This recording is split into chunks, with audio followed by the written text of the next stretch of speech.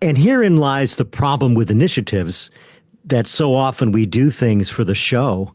We don't intend to do that, but so we can have a nice chart or graph or a good presentation at a school board meeting or a district meeting. We talk about how we're using the vision or portrait of a graduate. But what you're talking about, Lori, is an initiative that really changes what a school is all about. And Yes. you've mentioned policy. I mean, if it doesn't change school board policy or school policy, then probably isn't a good initiative anyway, at least in terms of this. The curriculum director, that's got to be a major role in all of this. And most districts have a curriculum director. Although, Yes. when I started out in the 80s, that didn't exist. We didn't even think about it, I don't think. Hmm. But now it is a major role. So how does that work? And you've done this curriculum work, obviously, much of your career. Yeah. And so the curriculum director is an important part of most school districts now. And that person, I'm assuming, can help drive a staff and a district to produce this vision of a graduate. Again, not just the document, but the real change that has to happen. Yep. And so it's an important role, and not all districts have a curriculum director, but I will share with you a couple of things that I've gleaned from my work and corroborated by the study and new learning as well.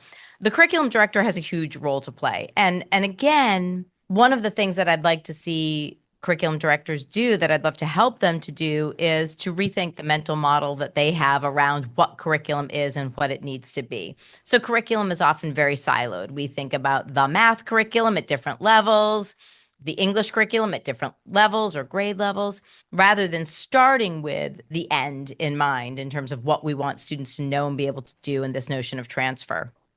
So the curriculum director, depending on how conservative he or she wants to be, can start simply by, as I said earlier, a curriculum audit.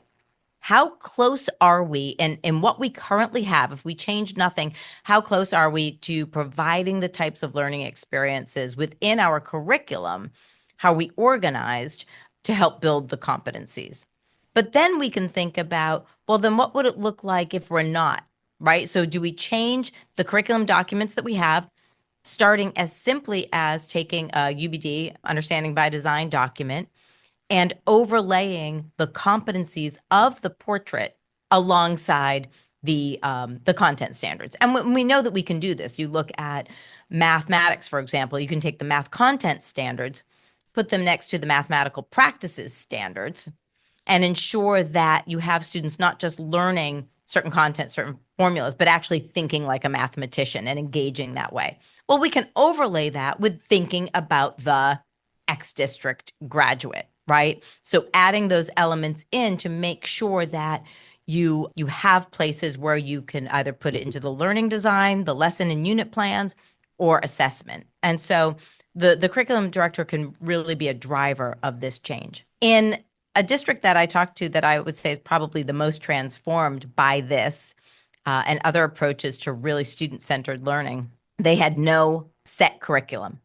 They had power standards, they had their portrait competencies, and a level of trust in the teachers to create learning experiences that were aligned to those elements. And so I don't think there's a script for any curriculum director, but because really it's assessment that drives everything.